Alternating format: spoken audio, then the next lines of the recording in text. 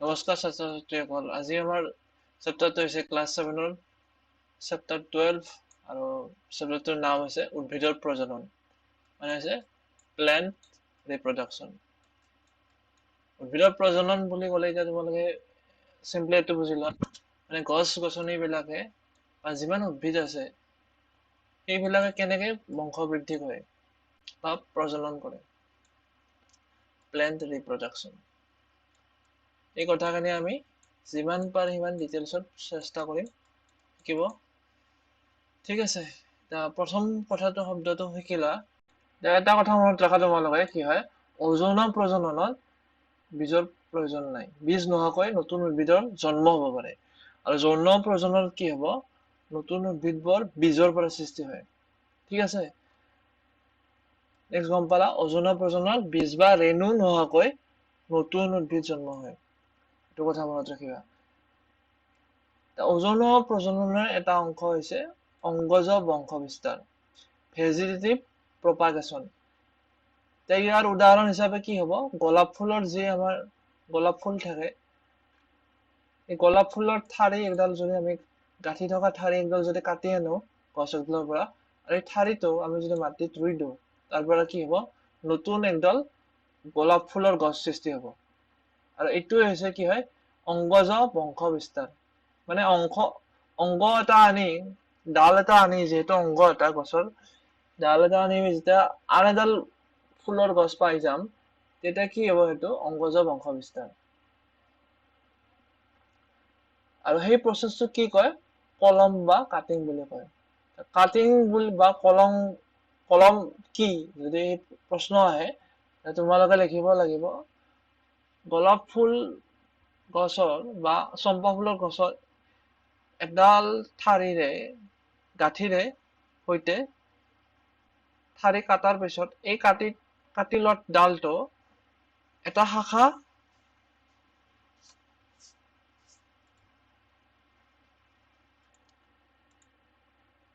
আৰু এই শাখা কলমটো মাটিত পুতি থোৱা হয়। গম পালা তোমালোকে, এই চিষ্টেমটো কি হ'ব, অংগজ বংশ বিস্তাৰ। নেক্সট তেনেকে কি হয়, অংগজ বংশ বিস্তাৰৰ আন এটা উদাহৰণ হৈছে এই আলু।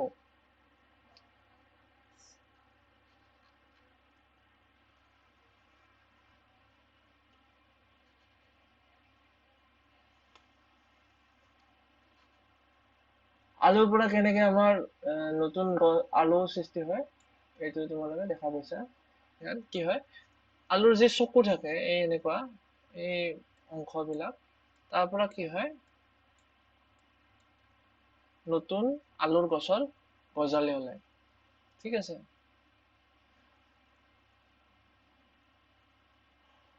ফুলৰ কলি বা মুকুলৰ পৰা ফুল হোৱা তোমালোকে নিশ্চয় দেখিছা।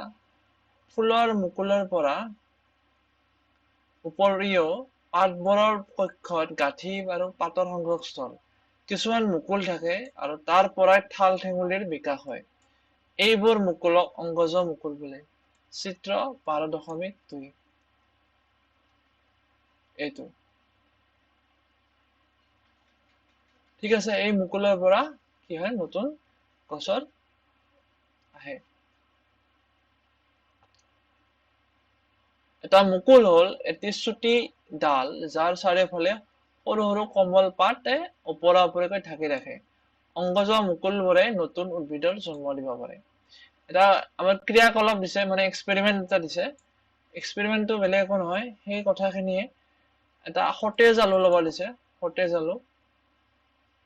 আৰু সতেজ আলুটোত কি থাকিব, কিছুমান চকু থাকিব।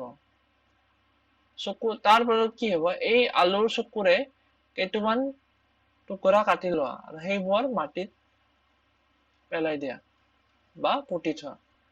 কেইদিনমান পানী দিয়াৰ পিছত কি হ'ব, তাৰ সেই যি আমি চকু থকা আলুৰ অংশখিনি কাটি পেলাই দিছো, তাৰ পৰা কি হ'ব, বৃদ্ধি হ'ব, মানে আলুৰ বৃদ্ধি হৈ যাব। নেক্সট আছে আমাৰ উদাহৰণ, পাতে গজা উদ্ভিদৰ ব্ৰায়োফাইলাম। ব্ৰায়োফাইলামৰ কি থাকে, এই একে পাতত থাকে আমাৰ, এই পাতটোতে কি থাকে, আমাৰ গছডালৰ সৃষ্টি হয়, নতুন ব্ৰায়োফাইলামৰ সৃষ্টি হয়। মানে ছবিত চাই লোৱা, এইটো আমৰ আছিল, আমটো কেনেকে বীজৰ অংকুৰণ হৈ নতুন এডাল আমৰ সৃষ্টি হয়?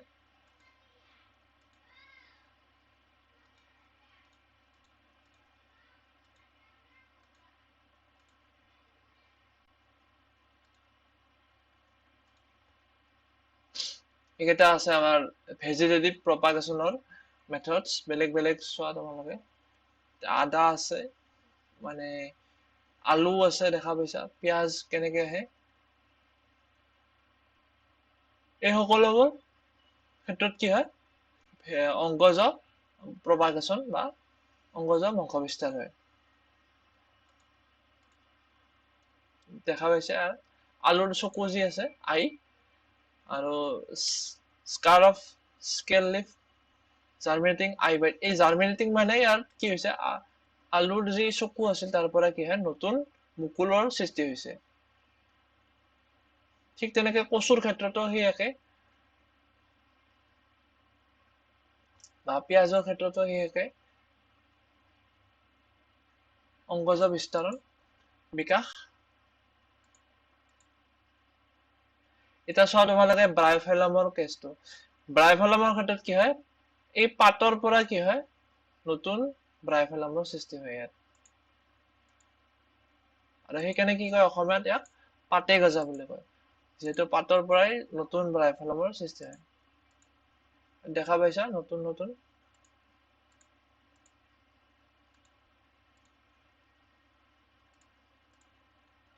ইয়াত ব্ৰাইফেলামত চোৱা পাতে গজাত নতুনকে আমি যদি এইখিনি কাটি ছিঙি দিওঁ, ৰুই দিওঁ, তাৰ পৰা কি হ'ব নতুন পাতে গজা সৃষ্টি হৈছে।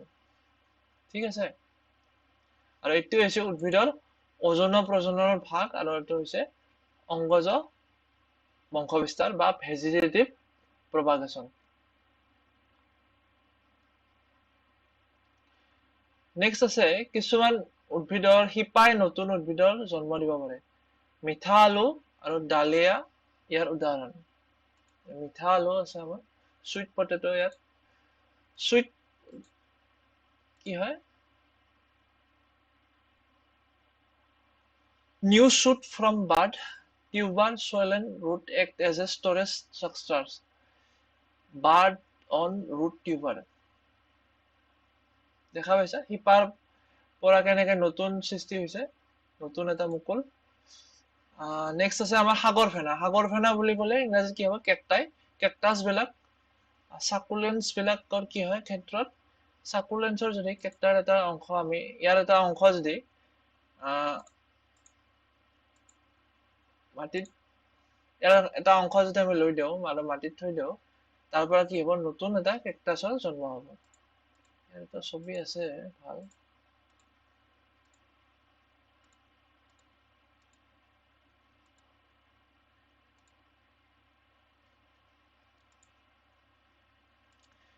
এই কেকটাছৰ যদি এটা অংশ আমি ছিঙি আনি বা আমি ৰুই দিওঁ, তাৰ পৰা কি হ'ব নতুন এটা কেকটাছৰ সৃষ্টি হ'ব, বা সাগৰ ফেনা।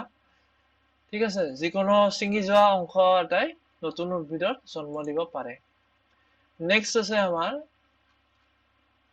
অংগজ প্ৰজননৰ দ্বাৰা উদ্ভিদ গজিবলৈ অতি কম সময় লাগে, কিন্তু বীজৰ ক্ষেত্ৰত কি হ'ব বেছি টাইম লাগে। যদি অংগজ প্ৰজনন আৰু বীজৰ পৰা জন্ম হোৱাৰ পাৰ্থক্য হৈছে কি, অংগজ প্ৰজননৰ ক্ষেত্ৰত উদ্ভিদ গজিবলৈ অতি কম হ'ব লাগে, টাইম ডিউৰেচনটো অতি কম, আৰু কিন্তু বীজৰ পৰা যদি জন্ম হ'ব লাগে গছ এডাল, তেতিয়া টাইমটো অলপ বেছি লাগে।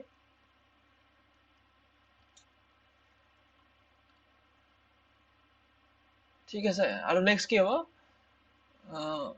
ইয়াৰ ফুল আৰু ফল ধাৰণ কৰাৰ যিটো স্পীড সেইটো বেছি। অংগজ প্ৰজননত অতি সোনকালে কি হয়, ফুল আৰু ফল ধাৰণ কৰে, কিন্তু বীজৰ পৰা জন্ম হোৱা গছত কি হয়, ফুল আৰু ফল ধাৰণ কৰিবলৈ গছডাল কি হয় মেচিউৰিটি পাবৰ কাৰণে সময় লাগে। ঠিক আছে, বা এটা নিৰ্দিষ্ট সময় লাগে। কিন্তু আমাৰ অংগজ প্ৰজননৰ ক্ষেত্ৰত কি, যি গছ সৃষ্টি হয়, কেকটাছ নাইবা আমাৰ ব্ৰাইফাইলাম, পাতেগাজা, আলু, আদা, এইবিলাক, বা আমাৰ কি আছিল গোলাপ ফুল, এইবিলাকত কি হয় টাইমটো কম লাগে ফল আৰু ফুলৰ ক্ষেত্ৰত। ঠিক আছে, নেক্সট আছে আমাৰ টপিক মুকুলন বা মুকুলোদ্গম। মুকুলোদ্গম এইটোৰ ইংৰাজী হৈছে, তোমালোকে ইংৰাজীটো সদায় মনত ৰাখিবা, কাৰণ যেতিয়া তোমালোকে হায়াৰ ষ্টাডিজ কৰিবা, উচ্চ শিক্ষা গ্ৰহণৰ কাৰণে কি হয়, ইংৰাজীটো প্ৰয়োজন। ইংৰাজীটো এই কাৰণে প্ৰয়োজন কাৰণ আমাৰ ইউনিভাৰ্চিটি বা কলেজত কি হয়, ইংৰাজীৰ কিতাপহে বেছিকে পোৱা যায়, অসমীয়া কিতাপত এইবিলাক কথা কম আছে। সেইকাৰণে এইবাৰ ইণ্টাৰনেশ্যনেল ক্ষেত্ৰত তোমালোকে যদি ইণ্টাৰনেটত যদি কিবা এটা কথা বুজিব লাগে বা ইউটিউবত যদি চাব লাগে, তেতিয়া তোমালোকে এই টাৰ্মবিলাক জানিব লাগিব। মুকুলন বুলি মাৰি দিলে, যদি ইণ্টাৰনেটত মাৰি দিয়া গুগলত, তেতিয়া নাহি পাব। কিন্তু বাডিং বুলি মাৰি দিলে তাৰ বিষয়ত অজস্ৰ টপিক আহি যাব। সেইকাৰণে কি কৰিবা তোমালোকে সদায় ইংৰাজী টাৰ্মবিলাক বা অনুবাদবিলাক মনত ৰাখিবা, সেইটো বহুত পিছলৈ কামত আহিব। ঠিক আছে, বাডিং বা মুকুলনৰ ক্ষেত্ৰত আমাৰ উদাহৰণ এটা দিয়া আছে ইষ্টৰ। ইষ্টৰ ক্ষেত্ৰত কি হয়, যদি আমি ইষ্ট এটা আমি দোকানৰ পৰা কিনি আনো, ইষ্টৰ গুড়া বা ইষ্টৰ আমি কিনিব পাৰো, ইষ্টৰ গুড়ি বেকাৰী বা ঔষধৰ দোকানৰ পৰা, সেইবোৰ কিনি আনি বুলি তেতিয়া যদি আমি কি কৰো, এচিকুট অলপ পানীৰ সৈতে যদি আমি পাত্ৰ এটাত ৰাখি দিওঁ আৰু তাৰ লগত কি দিওঁ, সেই পানীখিনিত যদি আমি চেনি মিহলি কৰি দিওঁ আৰু তাৰপিছত 1 ঘণ্টা পিছত যদি আমি সেই পানীখিনি যদি গ্লাছৰ শ্লাইডত যদি থৈ চাওঁ, তাত ক'ত চাব লাগিব, যিহেতু ইষ্টটো এককোষী জীৱ, আমি মাইক্ৰস্কোপত চাব লাগিব। ঠিক আছে, অনুবীক্ষণ যন্ত্ৰত আমি নিৰীক্ষণ কৰো, তেতিয়া কি পাম, ইষ্টৰ মুকুলনৰ সৃষ্টি হৈছে। মানে এটা ইষ্ট আছিল, তাৰ পৰা তাৰ এটা অংশ বৃদ্ধি হৈ এনেকে মুকুল এটা সৃষ্টি হৈছে, আৰু এই নতুন মুকুলৰ পৰা কি হ'ব, এই ছিঙি গৈ আৰু এটা নতুন ইষ্টৰ সৃষ্টি হ'ব এনেকে। আৰু এইটো কি কয়, মুকুলন বুলি কয় এই প্ৰচেছটো। আৰু এইটো কি হয়, অযৌন প্ৰজননৰে এটা উদাহৰণ। ঠিক আছে, তোমালোকে চাই লোৱা ইষ্টৰ বাডিংটো কেনেকৈ হয়, বাডিং অফ ইষ্ট, এটা এনিমেশ্যন এটা আছে ইয়াত। ঠিক আছে,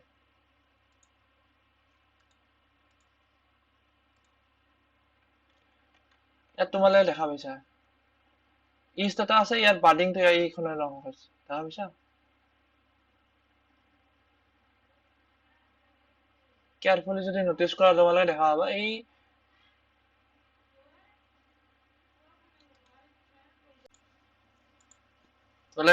ভাল কৰি চোৱা যদি দেখা পাইছা কেনেকে বাডিং হৈ আছে। এইটো হৈছে ইষ্টৰ গ্ৰুপ এটা আছে ইয়াত, মাইক্ৰস্কোপত যে আমি চাওঁ ইষ্টটো দেখা পাইছে ইয়াত, ইষ্টটো কেনেকে কি হয়, ইয়াত চোৱা এইখিনি অংশত এই কি হ'ল, বাডিং হৈ আছে বা মুকুল, ইয়াত মুকুল সৃষ্টি হৈ আছে। ঠিক আছে,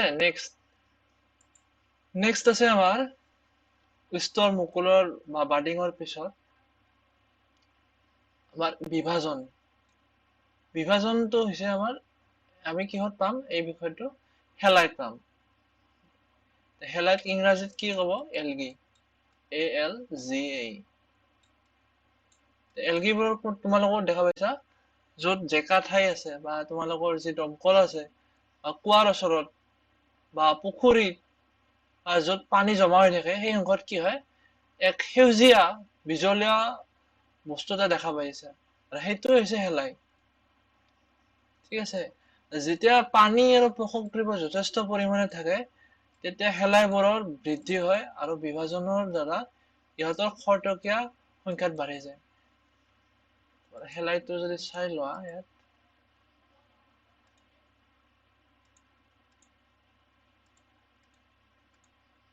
ইয়াত দেখা পাইছা কেনেকে শেলাইবোৰ জমা লাগিছে পুখুৰীত।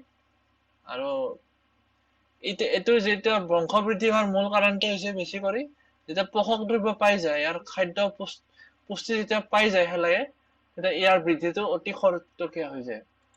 সেইখিনি কথাই ইয়াত আছে। উদাহৰণ এটা দিয়া আছে, সৰ্পিল শেলাই বা স্পাইৰগেৰা। স্পাইৰগেৰাটো চোৱা তোমালোকে ইয়াত,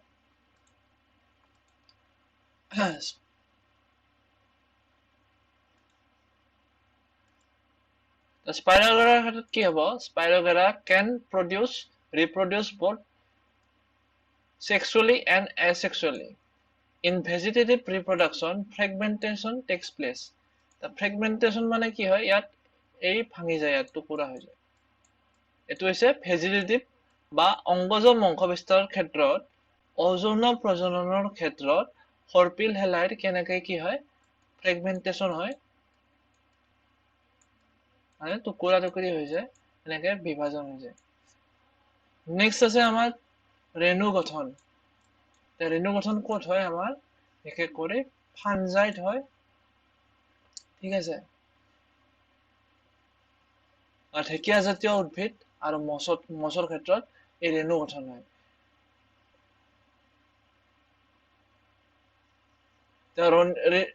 ৰেণুৰ ক্ষেত্ৰত কি হ'ব? কিছুমান ৰেণুৰ ফানজাইৰ ক্ষেত্ৰত এই ৰেণুত কি থাকে? ৰেণুস্থলী থাকে। ৰেণুধনীত কি থাকে? ৰেণু থাকিব। আৰু ৰেণুবিলাক যেতিয়া মাটিত পৰি যাব আৰু মাটিত যদি সি উপযুক্ত খাদ্য পায় বা উপযুক্ত পৰিৱেশ পায়, তাত কি হ'ব? নতুন কৰি ফানজাই সৃষ্টি হ'ব। এই প্ৰচেছটো চলি থাকিব। আৰু ই যেতিয়া মেচুৰ্ড হ'ব, ইয়াৰ পৰা কি হ'ব? ৰেণু সৃষ্টি হ'ব আৰু ই মাটিত পৰি তাৰ পৰা নতুনকৈ ফানজাই সৃষ্টি হ'ব। এই প্ৰচেছটো চলি থাকিব। পাউৰুটিত কি হয় আমাৰ? তোমালোকে দেখা পাইছিলা আমাৰ ফাৰ্ষ্ট চেপ্টাৰত আছিল, প্ৰথম অধ্যায়ত। পাউৰুটি যদি আমি থৈ দিওঁ 2-3 দিন ধৰি, তেতিয়া কি হয়? তাত ভেঁকুৰৰ জন্ম হয়। আৰু ভেঁকুৰটো কি হয়? পয়জনাছ হয়।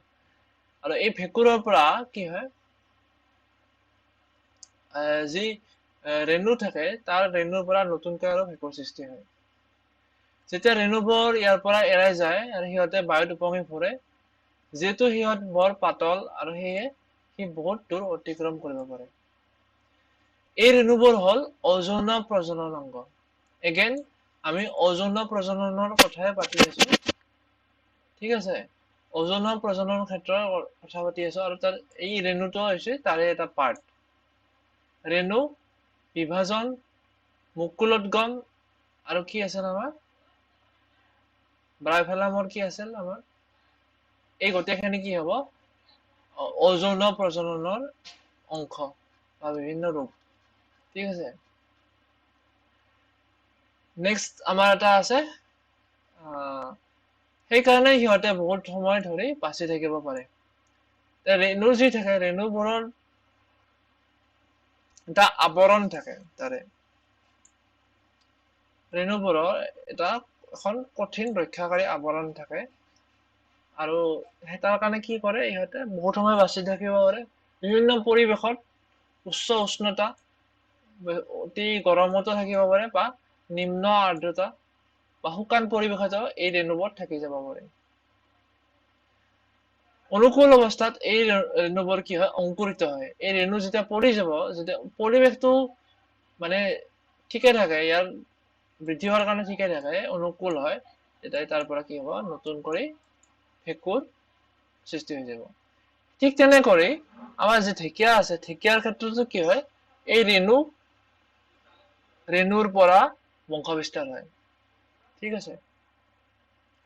নেক্সট আমাৰ ইম্পৰ্টেণ্ট টপিক হৈছে যৌন প্ৰজনন বা ছেক্সুৱেল ৰিপ্ৰডাকশ্যন। ছেক্সুৱেল ৰিপ্ৰডাকশ্যনত কি হ'ব? আমাৰ উদ্ভিদৰ বীজৰ সৃষ্টি হ'ব। আৰু বীজৰ সৃষ্টি হ'বৰ কাৰণে কি থাকিব লাগিব?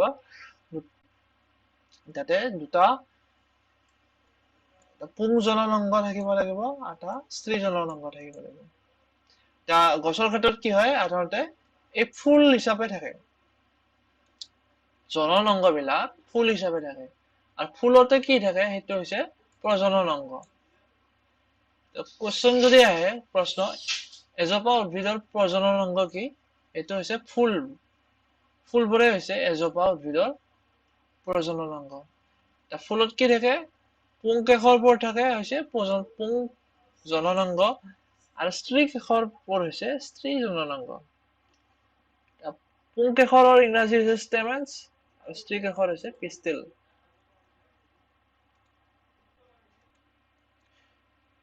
ফুলৰো ভাগ আছে, কিছুমান ফুলৰ কি হয় এটাহে থাকে, ফুলৰ ষ্ট্ৰিক এখৰ বা পুং এখৰৰ এটাহে থাকে।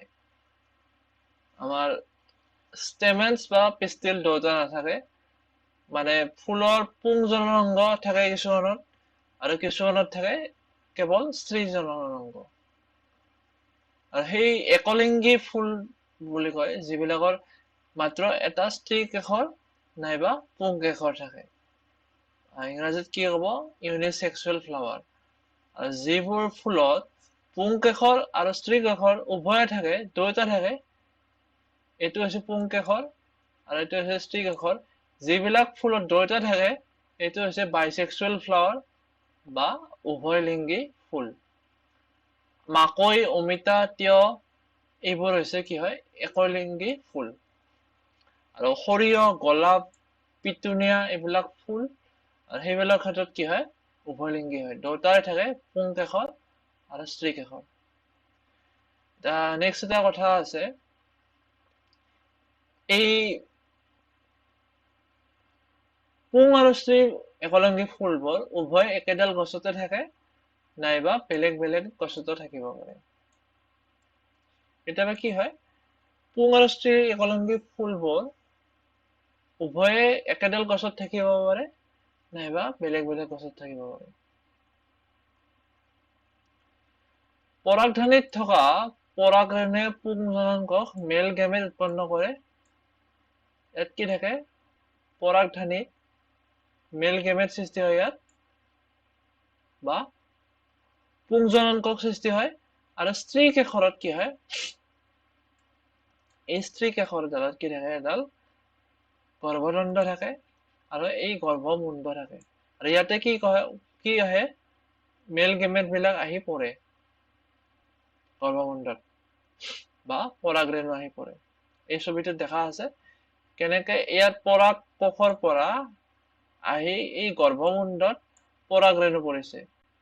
আৰু পৰাগৰেণু পৰাৰ ফলত নেক্সট কি হৈছে পৰাগৰেণু যেতিয়া অংকুৰিত হয় ইয়াত পৰাগ নলী দি গৈ এনেকে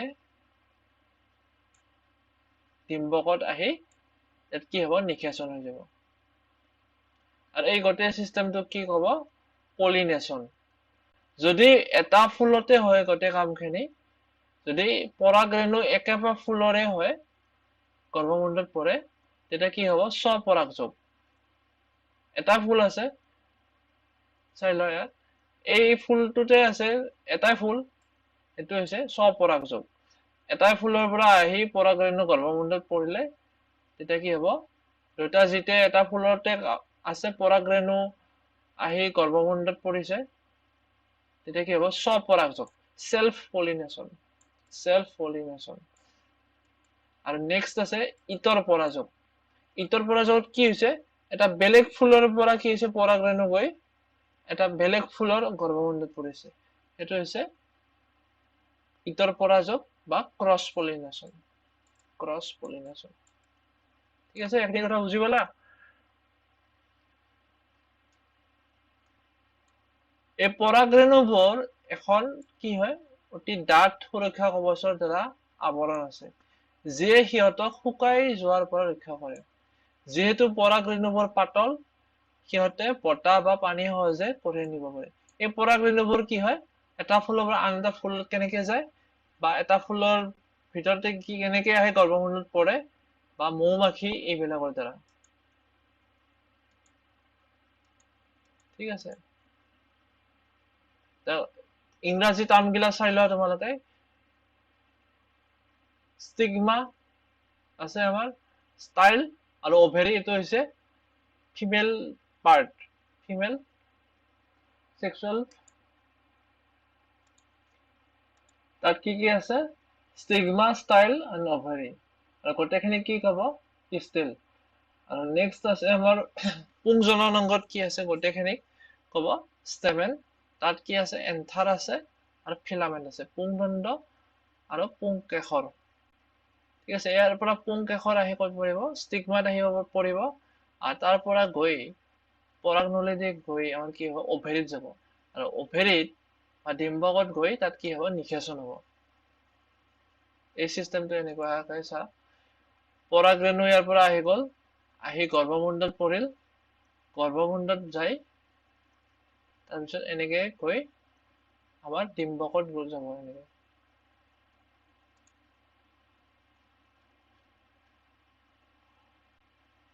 পৰাগনলীটো দেখা পাইছা? তাৰপিছত যোজন কোষৰ গঠন হ'ব। এতিয়া যি আমাৰ যোজন কোষৰ গঠন হয় তাৰ ফলত কি হ'ব, কিছুদিন পিছত তাৰ এটা এম্ব্ৰায়ো সৃষ্টি হ'ব, ভ্ৰূণ সৃষ্টি হ'ব, ভ্ৰূণলৈ বিকশিত হ'ব। আৰু ভ্ৰূণৰ পৰাই নেক্সট ষ্টেপটো কি হ'ব, আমাৰ বীজৰ সৃষ্টি হ'ব। এতিয়া কিছুমানৰ ক্ষেত্ৰত কি হয়, এইখিনি কথা ইম্পৰ্টেণ্ট চাই লোৱা। নিষেচনৰ পিছত গৰ্ভাশয়টো এটা ফললৈ ৰূপান্তৰিত হয় আৰু ফুলৰ আন অংশবোৰ মৰহি যায়। ফল হৈছে গৰ্ভাশয়ৰ পুৰঠ অৱস্থা। ডিম্বকৰ পৰা বীজৰ বিকাশ হয়, এই ডিম্বকৰ পৰা কি হ'ব, বীজৰ বিকাশ হৈ যাব।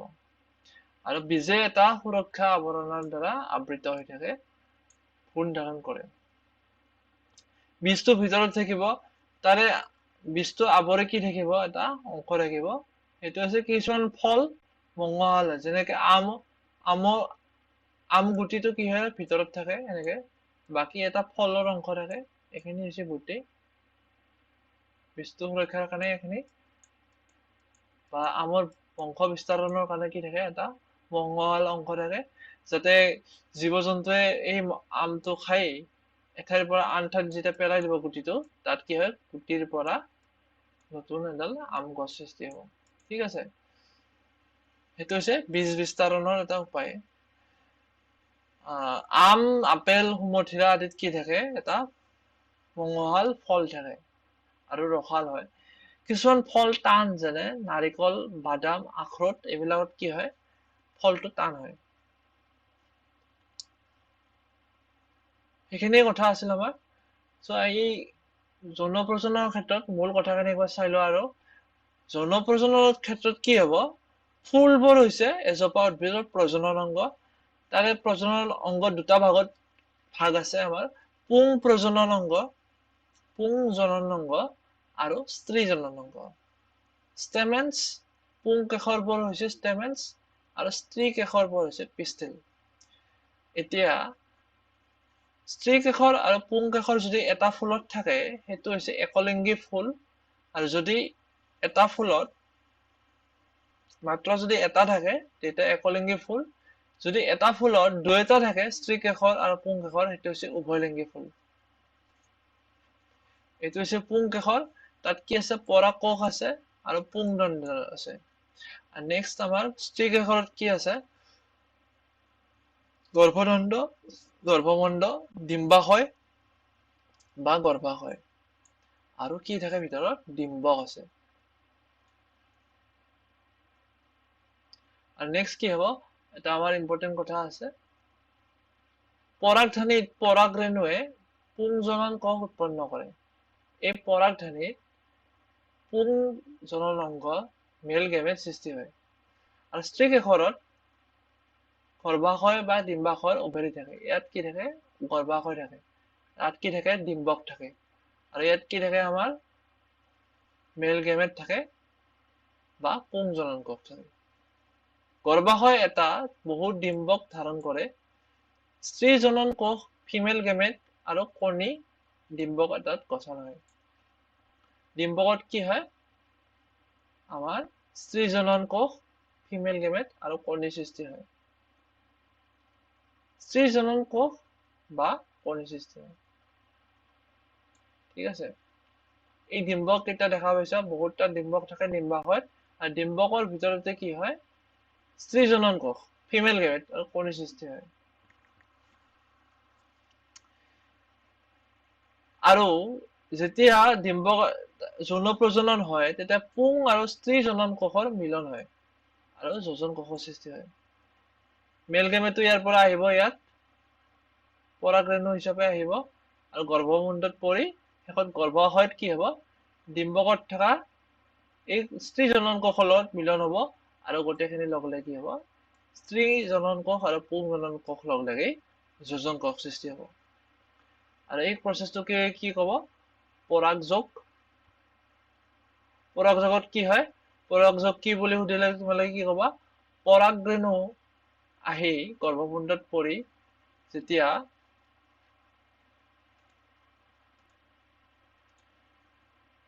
পৰাগধানীৰ পৰা গৰ্ভমুণ্ডলৈ পৰাগৰেণু স্থানান্তৰিত হোৱাকে কি কয়? পৰাগযোগ বুলি কয়। ওকে,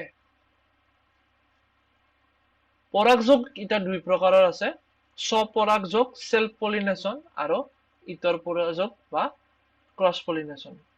ইয়াত ছবিটো ধুনীয়াকে দিয়া আছে, যদি এটা ফুলৰ পৰাগৰেণু আহি সেই ফুলটোৰে গৰ্ভমুণ্ডত পৰে তেতিয়া কি হ'ব? স্বপৰাগযোগ। সো এইখিনি কথা মনত ৰাখিবা তোমালোকে। পৰাগযোগ কি?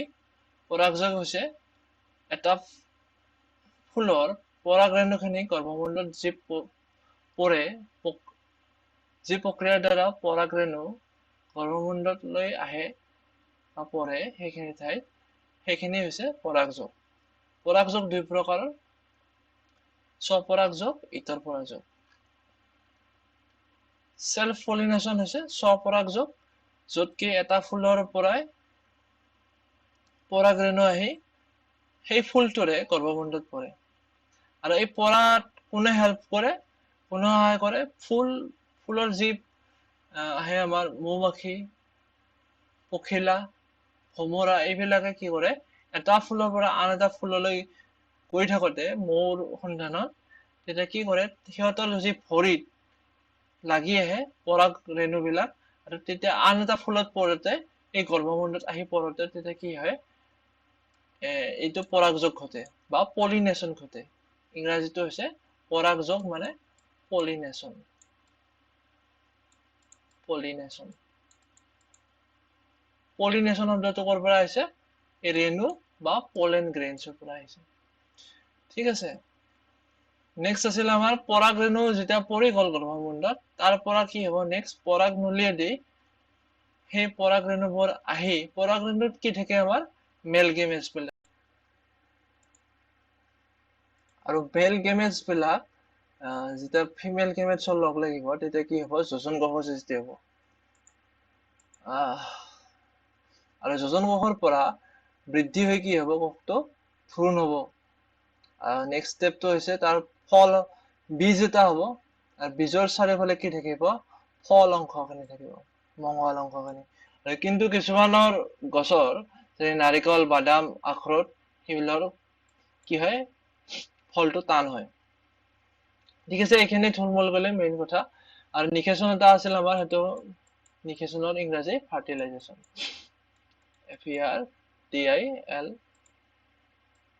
FERTIL, fertilisation. নেক্সট আছে আমাৰ ইম্পৰ্টেণ্ট বীজৰ বিস্তাৰণ। বীজৰ বিস্তাৰণ ইংৰাজীত হ'ব seed dispersal, বা seed dispersal is the right word. seed dispersal, বীজবিলাক কেনেকে বিস্তাৰণ হয়? নেচাৰেলি হ'ব, প্ৰকৃতিত গছবিলাকে বিভিন্ন উপায়েৰে কি কৰে? নিজৰ গুটি বা নিজৰ এই বীজবিলাক বিস্তাৰণ কৰে, বিভিন্ন উপায় অৱলম্বন কৰে। কি হয়? উদ্দেশ্যটো হৈছে কি? এঠাইত যদি থাকে গোটেইখিনি বীজ এঠাইত পৰি যায়, তেতিয়া কি হ'ব? এঠাইত যদি গোটেইবিলাক বীজ পৰি যায় গছ এডালৰ, তেতিয়া কি হ'ব? সূৰ্যৰ পোহৰ, পানী, খনিজ লৱণ, ঠাইৰ কাৰণে প্ৰবল প্ৰতিযোগিতা হ'ব। মানে কম্পিটিশ্যনটো বহুত বাঢ়ি যাব। এঠাইতে কি হ'ব? সাৰখিনি ল'ব লাগিব, সূৰ্যৰ পোহৰ, পানী, গোটেইখিনি এঠাইৰ পৰা কেনেকে কালেক্ট কৰিব? তেতিয়া কি হ'ব? কোনো এটা গছ পুলি ভাল কৰি বৃদ্ধি নহ'ব। তাৰ কাৰণে কি হয়? দূৰে দূৰে যাতে গছজোপা বৃদ্ধি হয় বা গছজোপা বীজৰ অংকুৰণ হয়, তাৰ কাৰণে কি কৰে? উদ্ভিদে বিভিন্ন উপায় অৱলম্বন কৰে। তাৰে ভিতৰত আছে বায়ু, পানীৰ লগতে প্ৰাণীৰ সহায়ত উদ্ভিদে ফল আৰু বীজ কঢ়িয়ায়। গছে যি ফল সৃষ্টি কৰে, ফলবিলাক প্ৰাণীয়ে খায়, আৰু প্ৰাণীয়ে খাই পত্ৰত দলিয়াই দিয়ে। এনেকে কি হয়? বীজ বিস্তাৰণ হয় বা seed dispersal হৈ যায়। আন এটা উপায় আছে, কি হয়? বায়ুৰ দ্বাৰা কিছুমান উপায় আছে, বীজবিলাক এনেকে ডিজাইন কৰা হয় পাখিৰ নিচিনা, যাতে বায়ুৰ সহায়ত বহুত দূৰলৈ উৰি যাব পাৰে। এনেকেই বনোৱা হয় বা প্ৰকৃতিয়ে কিছুমান গছৰ বীজবিলাক এনেকে বনায় যি বায়ুৰ সহায়ত উৰি বহুত দূৰলৈ যাব পাৰে।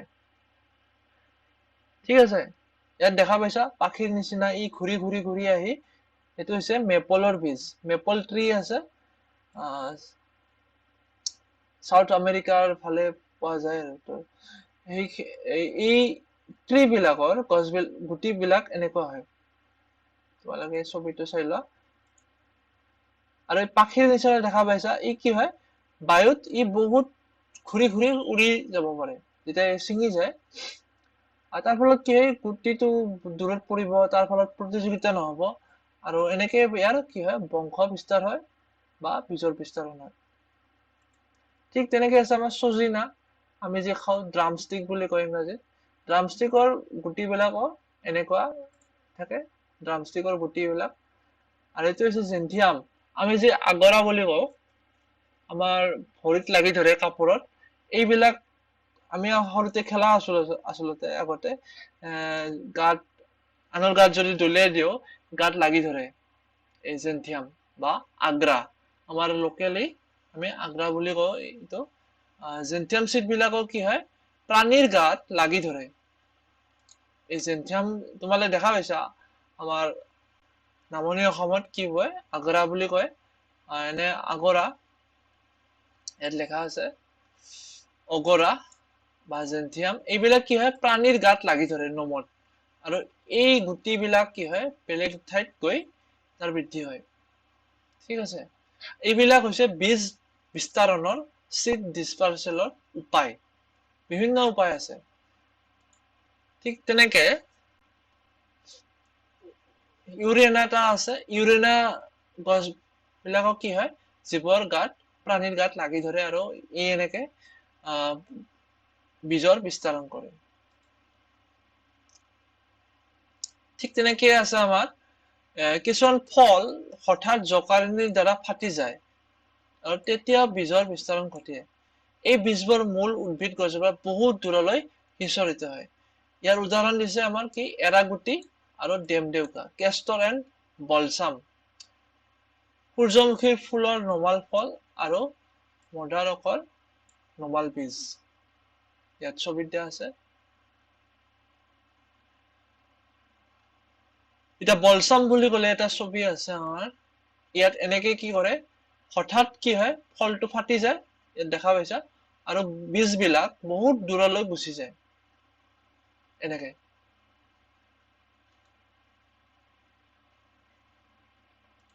বুজি পালা? এইটো হৈছে অগৰাগুটি। এইখিনি আছিল মূল আমাৰ কথাখিনি। ইয়াত মূল শব্দবিলাক দিয়া আছে ইংৰাজী, তোমালোকে একবাৰ চাই ল'বা। অযৌন প্ৰজনন, এচেক্সুৱেল ৰিপ্ৰডাকচন, মুকুলন, বাডিং, ভ্ৰূণ, এম্ব্ৰায়, নিষেচন, ফাৰ্টিলাইজেশ্যন, বিভাজন, ফ্ৰেগমেন্টেশ্যন, জনন কোষ গেমেটছ, মেল গেমেটছ হ'ব, যদি পুং জনন কোষ হয় মেল গেমেটছ হ'ব, স্ত্ৰী জনন কোষ হলে কি হ'ব ফিমেল গেমেটছ। অনুসূত্ৰ, হাইফা, ডিম্বক, অভিউল, পৰাগৰেণু, পলেন গ্ৰেইন, আৰু পৰাগৰেণুবোৰ যেতিয়া আমাৰ গৰ্ভমুণ্ডত পৰিব সেইটো কি কব পলিনেশ্যন। পলেন গ্ৰেইন বিলাক যেতিয়া পৰিব সেইটো হ'ব পলিনেশ্যন।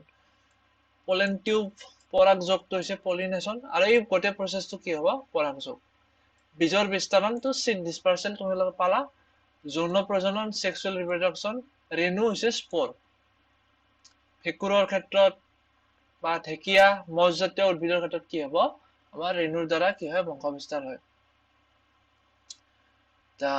নেক্সট আছিল ভেজিটেটিভ প্ৰপাগেশ্যন, অংগজ প্ৰজনন, আলু, আদা, পিঁয়াজ এইবিলাকৰ ক্ষেত্ৰত কি হয় এইবিলাক। যোজন কোষৰ ইংৰাজী হৈছে জাইগোট। নেক্সট এইখিনি আমাৰ চেপ্টাৰটোৰ মূল কথা। তাৰপিছত আছে আমাৰ চেপ্টাৰৰ শেষত তোমালোকে কি কি শিকিলা সেইখিনি কথা চাই লোৱা। সকলো জীৱই সিহঁতৰ নিজৰ দৰে সতি সন্ততিৰ জন্ম দিয়ে। উদ্ভিদৰ ক্ষেত্ৰত দুই ধৰণে প্ৰজনন হয়।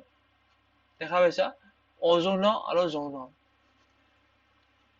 অযৌন প্ৰজননৰ বিভিন্ন প্ৰকাৰ আছে তোমালোকে পাই আহিছা বিভাজন আছিল আমাৰ মুকুলন ৰেণু গঠন অংগজ প্ৰজনন এটা আছিল অযৌন প্ৰজনন তাতে কি হয় আমাৰ বীজ সৃষ্টি নহয় ঠিক আছে নেক্সট কিন্তু আছে আমাৰ যৌন প্ৰজনন তাত কি থাকিব লাগিব পুং আৰু স্ত্ৰীজনন কোষ আৰু তাৰ মিলনৰ ফলত কি হয় নতুন এটা জীৱ সৃষ্টি হয় আৰু সেইটোকে কয় আমাৰ যৌন প্ৰজনন নেক্সট আছিল আমাৰ অংগজ প্ৰজননত উদ্ভিদৰ বিভিন্ন অংশ যেনে পাত কাণ্ড শিপাৰ দ্বাৰা নতুন উদ্ভিদৰ সৃষ্টি হয়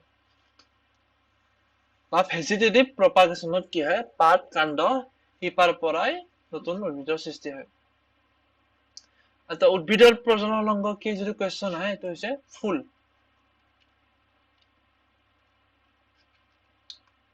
গম পালা নেক্সট আছে এপা ফুলত পুং জনন কোষ নতুবা স্ত্ৰীজনন কোষৰ স্ত্ৰীজনন অংগৰ যিকোনো এবিধ থাকিলে তেতিয়া কি হ'ব একলিংগী ফুল একলিংগী ফুল কি হৈছে আমাৰ উদাহৰণ হিচাপে অমিতা পাইছে তোমালোকে আৰু যদি এপাহ ফুলতে দুটা অংগ থাকে পুং জনন অংগ আৰু স্ত্ৰীজনন অংগ দুটা থাকে এইটো হৈছে কি উভয়লিংগী ফুল নেক্সট আছিল আমাৰ পুং জনন কোষ পৰাগৰেণুৰ ভিতৰত পোৱা যায় আৰু স্ত্ৰীজনন কোষ ডিম্বকৰ ভিতৰত পোৱা যায় সেইটো মনত ৰাখিবা ডিম্বকত ক'ত থাকে ডিম্বাশয়ত থাকে এটা ডিম্বাশয়ত বহুতটা ডিম্বক থাকে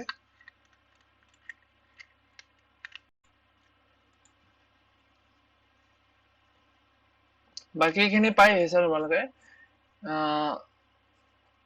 পৰাগযোগ কি তোমালোকক কৈছো ক্লিয়াৰ হৈছে এইখিনি কথা স্বপৰাগযোগ কি ক্ৰছ ইতৰ পৰাযোগ কি তোমালোকে জানা যেহেতু এইটো পৰাযোগ দুই ধৰণ স্বপৰাগযোগ আৰু ইতৰ পৰাগযোগ নেক্সট আছে আমাৰ বায়ু পানী কীট পতংগৰ সহায়ত কি হয় পৰাগযোগ হয় কীট পতংগৰ ক্ষেত্ৰত কি আহিব আমাৰ মৌমাখি আমাৰ পখিলা এইবিলাক আহিব বায়ুৰ দ্বাৰা পানীৰ দ্বাৰা কি হয় এই বিভিন্ন ধৰণৰ সহায়ত কি হয় পৰাগৰেণুবোৰ গৰ্ভমণ্ডললৈ আহে স্ত্ৰী পুং আৰু স্ত্ৰীজনন কোষৰ মিলনক কি কয় নিষেচন বুলি কয় ফাৰ্টিলাইজেশ্যন নিষিক্ত কণিক যোজন কোষ বোলে আৰু যোজন কোষৰ পৰা বৃদ্ধি হৈ ভ্ৰূণলৈ বিকাশ হয় ফল হৈছে পৰিপক্ক ডিম্বাশয় আনবোৰ ডিম্ব বীজলৈ পৰিৱৰ্তিত হয় যি এটা বিকশিত ভ্ৰূণ ধাৰণ কৰে নেক্সট আমাৰ বীজৰ বিস্তাৰণ কি উপায়ত হয় প্ৰাণীৰ সহায়ত হয় পানী আৰু বায়ুৰ সহায়ত হয় বীজৰ বিস্তাৰণে উদ্ভিদক অত্যাধিক ভাৱে বাধা দিয়ে সূৰ্যৰ পোহৰ পানী আৰু খনিজ লৱণৰ প্ৰতিযোগিতা এৰাই চলে নতুন আৱাসস্থললৈ অনুপ্ৰৱেশ কৰাত সহায় কৰে এইকেইটা হেল্প কৰে মানে বীজৰ যেতিয়া বিস্তাৰণ হ'ব উদ্ভিদৰ যাতে কম্পিটিশ্যন নহয় কাৰণ এঠাইত যদি বহুতটা বীজ অংকুৰণ হয় আৰু এঠাইতে যদি সিহঁতৰ বৃদ্ধি হয় তেতিয়া কি হ'ব খাদ্যৰ কাৰণে প্ৰতিযোগিতা হ'ব ঠিক আছে আৰু পানীৰ কাৰণেও প্ৰতিযোগিতা হ'ব সূৰ্যৰ পোহৰ বা খনিজ লৱণ যি আছে মাটিৰ সেই গোটেইখিনিৰ কাৰণে কি হ'ব প্ৰতিযোগিতা আৰম্ভ হৈ যাব নেক্সট আছে আমাৰ অনুশীলনী খালী ঠাই পূৰণ কৰা উদ্ভিদৰ অংগজ অংশৰ পৰা এজোপা নতুন উদ্ভিদৰ সৃষ্টি হোৱাক কি বোলে এইটো কি হ'ব অংগজ বংশবিস্তাৰ বোলে এপাহ ফুলত পুং বা স্ত্ৰীজনন কোষ যিকোনো এটা অংগ থাকিলে এনেকুৱা ফুলক কি থাকে যদি যিকোনো এটা থাকে কি হ'ব একলিংগী হ'ব একেধৰণৰ ফুল এপাহৰ পুং কেশৰ পৰা পৰাগৰেণু একেবা আন বা একেধৰণৰ আন এপাহ গৰ্ভমণ্ডলত স্থানান্তৰিত হোৱাক কি বুলি কোৱা হয় পৰাগযোগ বুলি কয় ইয়াত দুটা কথা আছে সেইকাৰণে এইটো পৰাগযোগ বুলি ক'ব পুং আৰু স্ত্ৰীজনন কোষৰ মিলনক কি বোলে তোমালোকে ইতিমধ্যে পালা সেইটো হৈছে নিষেচন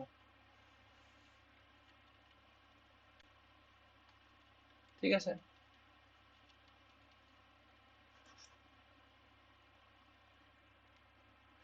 নেক্সট আছে আমাৰ বীজৰ বিস্তাৰণ ডেছ ডেছ আৰু ডেছৰ জৰিয়তে হয়। তোমালোকে গম পালা? বায়ু, পানী আৰু প্ৰাণীৰ সহায়ত হয়। অযৌন প্ৰজননৰ বিভিন্ন পদ্ধতিবোৰ বৰ্ণনা কৰাৰ লগতে উদাহৰণ দিয়া। এইখিনি কথা তোমালোকক বুজোৱা হৈছে। তোমালোকে নিজে অলপ চেষ্টা কৰিবা যাতে তোমালোকৰ মাইণ্ড বিলাক অলপ শাৰ্প হয়। ঠিক আছে, নিজে অলপ চেষ্টা কৰিবা।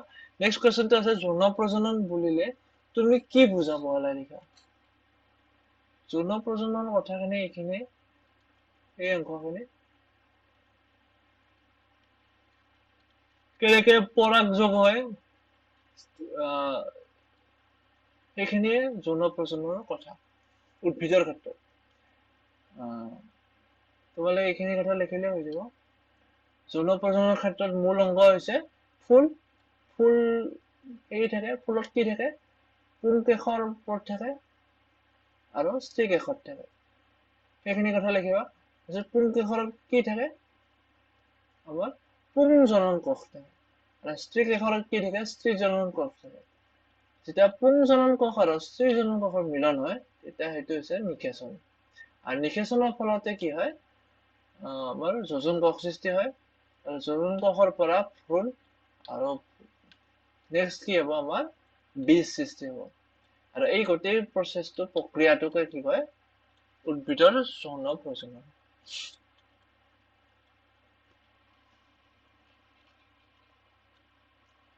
নেক্সট আছে আমাৰ অযৌন আৰু যৌন প্ৰজননৰ মাজৰ প্ৰধান পাৰ্থক্যসমূহ বৰ্ণনা কৰা।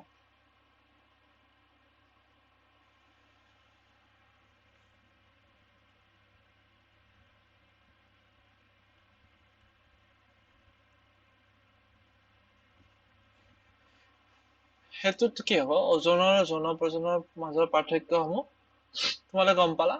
অযৌন প্ৰজননত কি নাথাকে? বীজ নাথাকে, ৰেণুৰ দ্বাৰা হয়। যৌন প্ৰজননত কি হয়? বীজৰ সৃষ্টি হয়। অযৌন প্ৰজননত তোমালোকে আগতে কৈ আহিছো, আমাৰ কি হয়? ফল আৰু ফুল ধাৰণ কৰাৰ বৃদ্ধিত গছডালৰ বৃদ্ধিটো অতি সোনকালে হয়। আৰু ফল আৰু ফুল ধাৰণ কৰাৰ ক্ষমতাটো অতি সোনকালে পায়। কিন্তু যৌন প্ৰজননৰ ফলত সৃষ্টি হোৱা উদ্ভিদবোৰৰ ফল ফুল ধাৰণ কৰাৰ ক্ষমতা অলপ দেৰিকে হয়।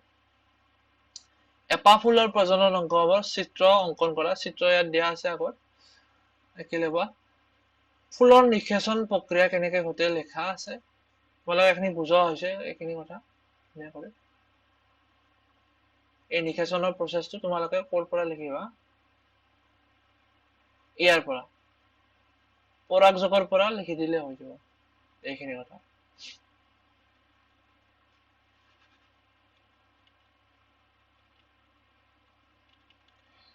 নেক্সট আমাৰ কি আছে কুৱেশ্যন?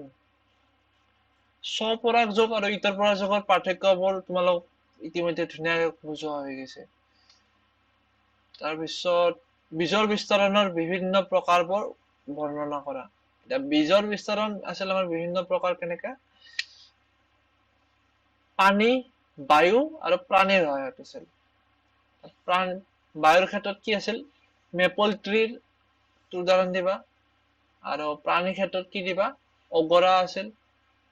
ঠিক আছে। আৰু কিছুমান কি হয়? ফলটো ফাটি যায়, সেইটো আছিল আমাৰ, ইয়াত উদাহৰণটো আছে চাই লোৱা। ফলটো ফাটি যায়, সেইটো হৈছে বালচাম ট্ৰিৰ ক্ষেত্ৰত। হিমালয়ান বালচাম ট্ৰি, হিমালয়ত পোৱা যায় গছডাল। নেক্সট এইকেইটা উপায় আছিল। চজিনা মেপল ট্ৰিৰ ক্ষেত্ৰত কি হ'ব? বায়ুৰ দ্বাৰা হ'ব। জেন্থিয়াম, অগৰা আৰু ইৰানাৰ ক্ষেত্ৰত কি হ'ব? প্ৰাণীৰ সহায়ত হ'ব। আৰু কিছুমান পানীৰ দ্বাৰা বিস্তাৰিত হয়, ৱাটাৰ, সেইবিলাক হৈছে সেইবোৰ নাৰিকল নিচিনা বাহিৰ ফালে স্পঞ্জ আৰু আযুক্ত আৱৰণ থকা বাবে ভাহি থাকিব পাৰে। নাৰিকলৰ ক্ষেত্ৰত সেইটো হৈছে পানীৰ দ্বাৰা হ'ব। চ' এইকেইটাই আমাৰ আছিল বীজ বিস্তাৰণৰ উপায়।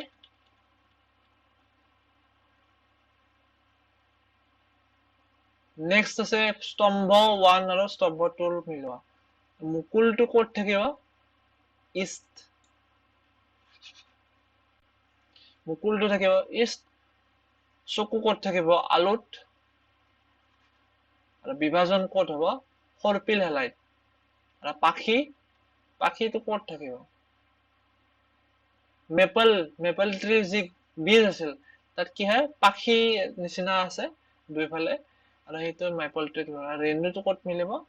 পাওৰুটিত হোৱা ভেঁকুৰৰ ক্ষেত্ৰত। ঠিক আছে, এইখিনি কথা একবাৰ চিনটো দি লওঁ। মুকুল ইষ্ট, চকু আলু,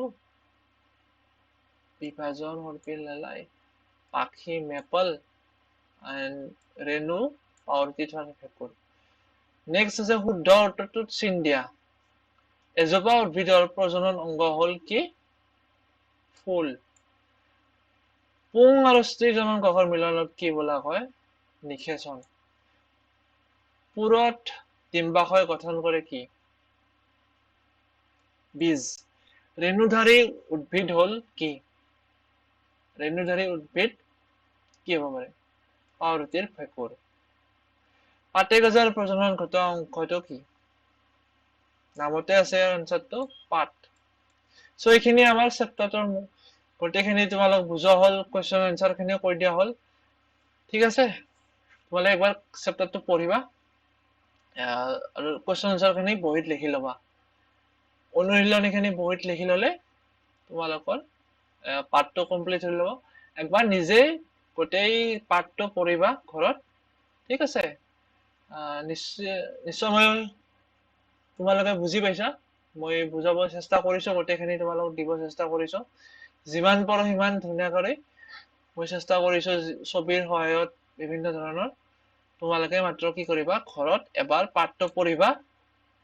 যদি এবাৰ ভিডিঅ'টো চাই ল'বা আগৰ পৰা, যদি একেলগে টান পাইছা এবাৰ আৰু চাই ল'বা, আৰু নিজে পঢ়ি অনুশীলনীখিনি কৰিবা।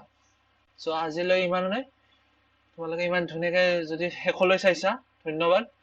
আৰু আমি বাকী চেপ্টাৰবোৰো কভাৰ কৰিব চেষ্টা কৰিম মই। ঠিক আছে, মোৰ লগত আহি থাকিবা ভিডিঅ'বোৰ। চেষ্টা কৰি থাকিম মই গোটেই কেইটা চেপ্টাৰ যাতে সোনকালে দিব পাৰো। ঠিক আছে, আজিৰ কাৰণে ইমানেই। ধন্যবাদ।